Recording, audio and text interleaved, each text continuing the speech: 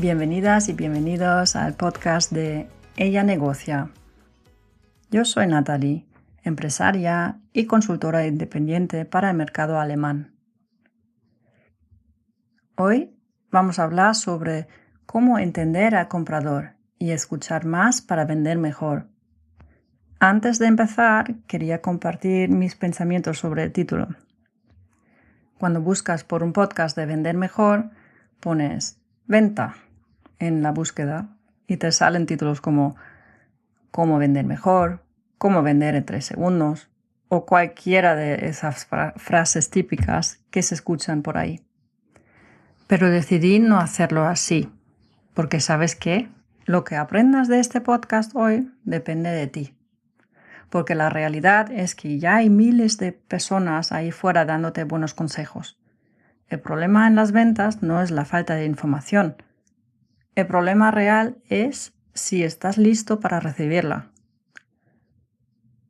Un consejo de verdad solo aterriza cuando has vivido o estás viviendo la situación exacta que describe. A mí me gusta hablar de forma simple y directa y sin grandes promesas. Si hoy algo de lo que cuento aquí te resuena, es simplemente porque estás en el momento adecuado para escucharlo. Y eso lo controlas tú. Dicho esto, vamos al tema de hoy. El episodio se llama Entender al comprador. Escuchar más para vender mejor. Vender no es convencer a nadie de nada. Vender es la capacidad de comunicar una idea de forma tan clara y sencilla que la otra persona no pueda evitar de decir, me lo quedo. Y sin embargo, la mayoría de los profesionales hacen exactamente lo contrario. Llegan a la reunión, presentan, argumentan, demuestran ventajas competitivas, cuentan casos de éxito de otros clientes y sueltan todo el discurso. ¿Y qué pasa? Que el cliente dice no. O peor aún, no dice nada. ¿Y por qué ocurre eso? Porque nadie se paró a preguntarle qué necesitaba realmente. Hay un momento muy concreto en nuestra rutina en el que dejamos de vender bien y empezamos a vender mal. Y ese momento tiene un nombre muy claro: la presión. Cuando hay prisas en cerrar un programa, cuando hay competencia, cuando hay un pico de campaña, cuando el jefe pregunta cómo va la cuenta, o algo cambia. Y ese algo cambia es que pasamos de modo ayudar a modo desesperación. El comprador huele la necesidad a kilómetros de distancia y en el momento en que nota que te importa más tu comisión o tu objetivo del mes que su negocio, la venta muere. Dejamos de pensar en el otro que está al otro lado y empezamos a actuar desde nuestra necesidad, no desde la suya. Discursos perfectos, presentaciones impecables, argumentos que nos enseñaron en cualquier curso de ventas. Y al final el cliente dice no. O peor, dice gracias, ya te digo algo. Y ahí sigue el silencio. Porque lo que necesitaba en ese momento no era un experimento más, era que alguien le escuchara, que entendiera que se estaba enfrentando a una guerra real, una cadena, por ejemplo, una cadena regional luchando por cada comprador contra los grandes supermercados. No necesitaba un nuevo programa, necesitaba que adaptaran la oferta a su realidad. Y yo llegué con mi presentación estándar. Ese no me costó caro, pero me enseñó más que cualquier sí. Trabajaba mayoritariamente con intermediarios, compradores o category managers y aprendí algo que parece obvio, pero que muy pocos practican de verdad. La información más valiosa para vender no está en la reunión formal. Está en la cena, la comida, en el café después, donde la gente baja la guardia y te cuenta lo que nunca diría en una sala de reuniones. sus ambiciones, sus miedos, qué tipo de jefe tienen encima, qué se espera de ellos. Una comida no es un tiempo libre. Es trabajo de los más valiosos que existe, porque ahí construyes el mapa de la persona que tienes delante. Y con ese mapa puedes diseñar una solución que encaje de verdad. Hay compradores que no quieren problemas, quieren que los procesos fluyan. Y hay compradores que buscan protagonismo, el mejor acuerdo, la mejor promoción. Y según el tipo que tienes delante, la oferta que diseñas es completamente diferente. Y muy importante, no solo importa quién tienes delante, sino quién está detrás. El tipo de jefe que tiene ese comprador define qué se espera de él y, por tanto, qué necesita de ti. Si entiendes eso, puedes darle lo que quiere al comprador y al mismo tiempo hablarle al jefe con las actividades que demuestran que has entendido el negocio.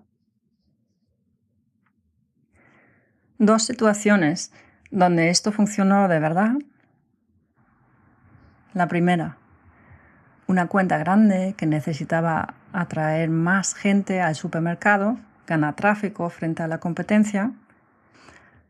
Y después de escuchar lo que buscaban, diseñé una promoción con un producto a 0,99 en un pico de producción. Algo que tenía sentido para las dos partes. Y vendimos como nunca antes.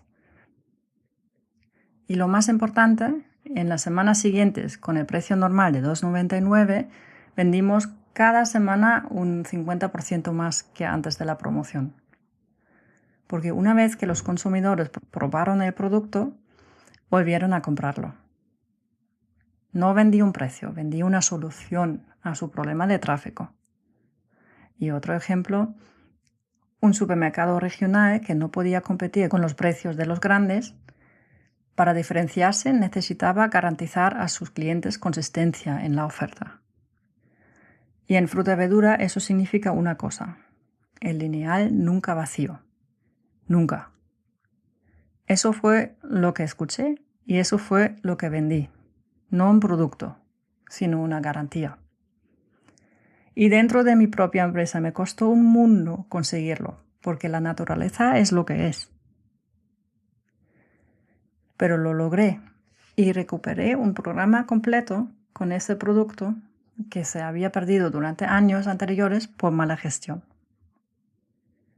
Y a veces la venta más difícil no es la del cliente, es la interna. Argumentar, justificar y explicar bien de la manera más simple y entendible al jefe o al equipo que esto es el camino correcto para conseguir el programa y aumento general en la demanda. Y es que al final, tanto con el cliente como a nivel interno, muchas veces operamos por pura intuición o por el sentimiento de urgencia que nos da la presión de momento. A mí me costó entender que el instinto no siempre es el mejor aliado en una negociación técnica. Para dejar de guiarme por corazonadas y empezar a estructurar mis propuestas con una base más sólida y analítica, me ayudó mucho un libro que seguramente os suene ya. Se llama Véndele a la mente, no a la gente, de Jürgen Klarik.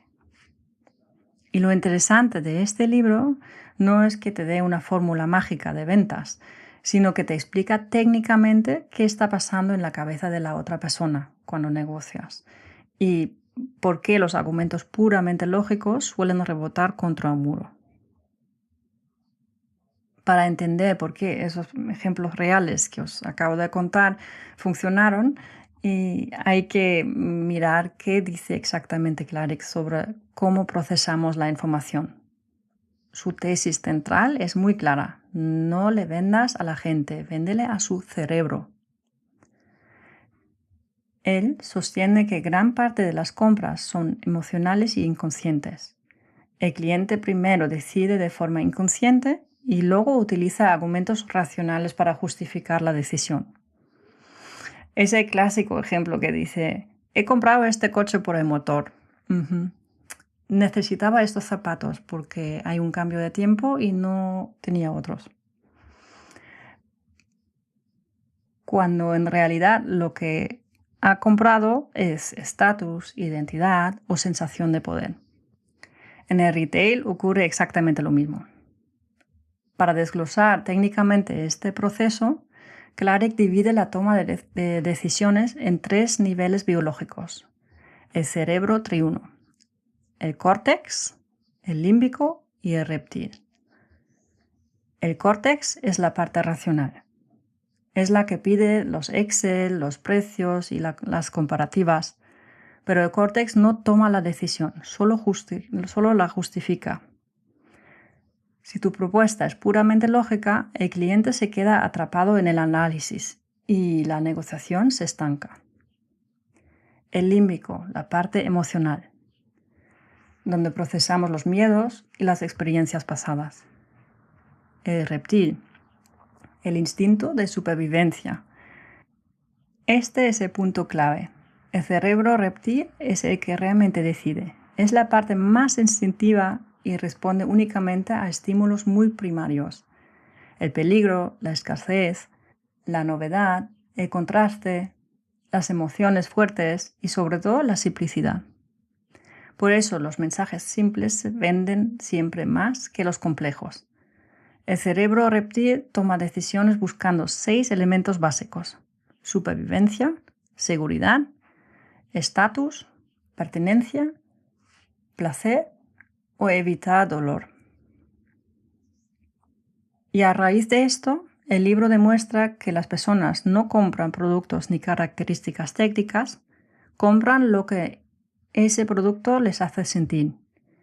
Buscan beneficios emocionales, inconscientes, como sentirse mejor, ganar dinero, ahorrar tiempo, evitar problemas o verse importantes. Y si lo aplicamos al segundo ejemplo que os daba, el del supermercado regional, mi cliente ahí no era el consumidor final, sino el comprador de la cadena, que buscaba una ventaja competitiva frente a los gigantes del sector. Nadie compra una fruta premium por la ficha técnica de la fruta. El comprador lo que adquiere en realidad es margen, tranquilidad, imagen, menos reclamaciones y mejor rotación. Y al garantizarle el lineal lleno de forma consistente, le estábamos dando el arma para que su propio cliente, el consumidor, supiera que en esa tienda pequeña siempre iba a encontrar el producto y nunca se toparía con estantes vacíos.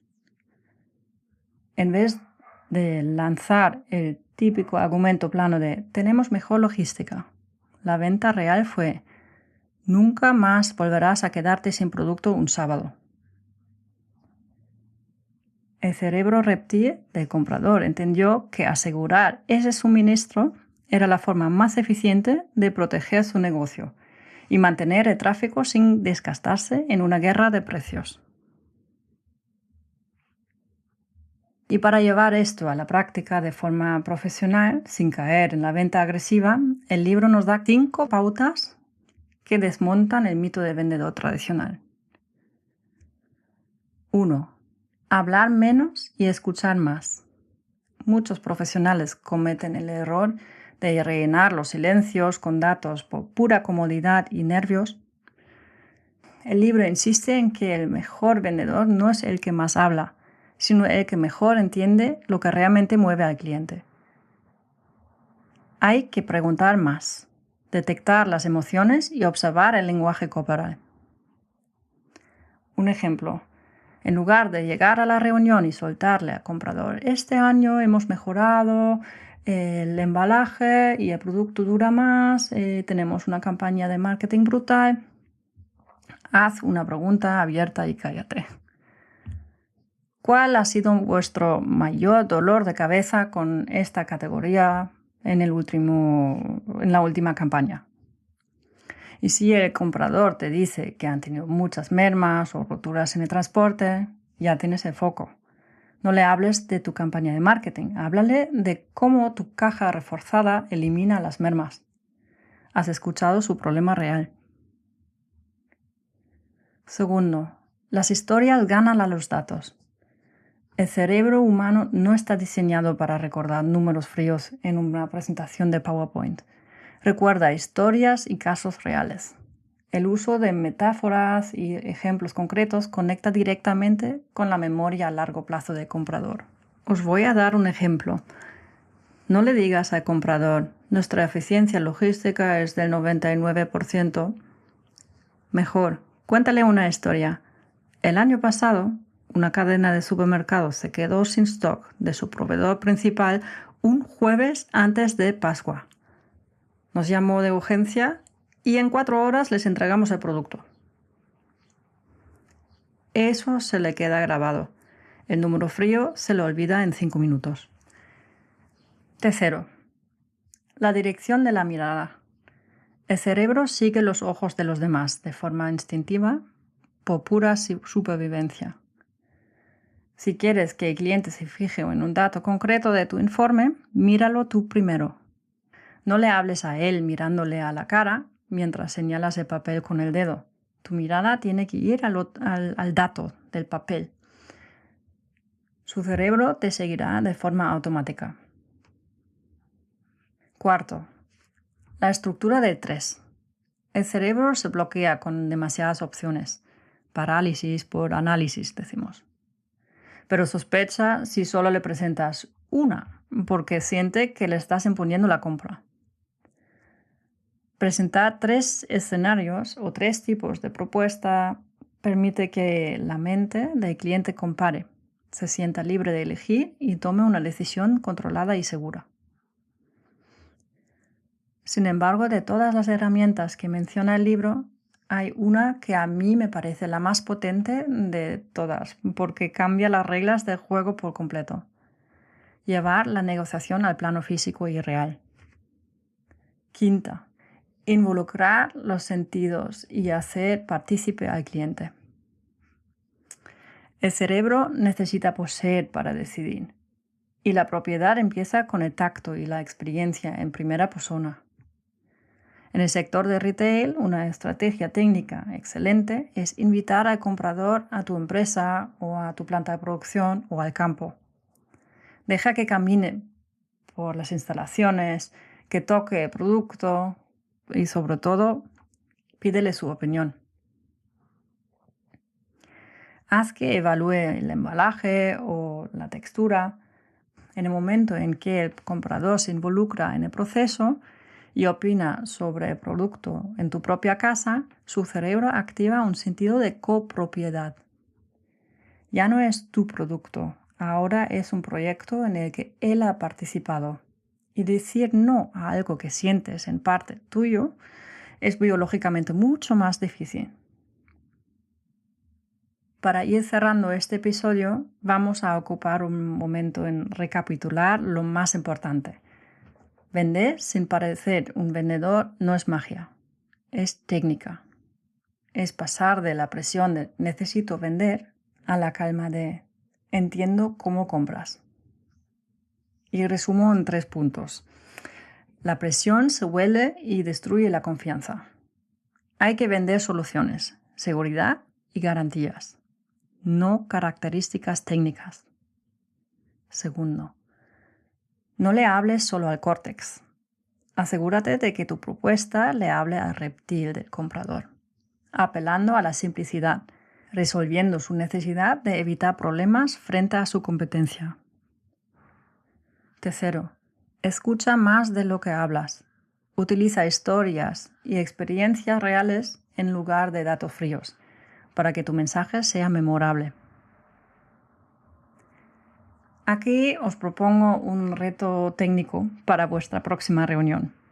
Elegid un solo producto o servicio que queráis presentar. Preparad exactamente 3 opciones de precio o de volumen para ese producto, la básica, la ideal y la premium, para que el cerebro del comprador pueda comparar de forma simple. Y si tenéis la oportunidad, no os quedáis en la sala de reuniones. Buscad la manera de que el cliente interactúe físicamente con el proyecto, con la propuesta, e invitadle a ver el proceso de producción desde dentro para involucrarlo. Observad cómo cambia su lenguaje corporal cuando deja de escuchar un discurso y empieza a experimentar la solución. Si este contenido os ha ayudado a ver vuestras ventas desde una perspectiva más técnica y menos emocional, compartidlo con vuestro equipo. Gracias por acompañarme en Ella Negocia. Nos escuchamos en el próximo episodio para seguir convirtiendo la experiencia real en herramientas concretas.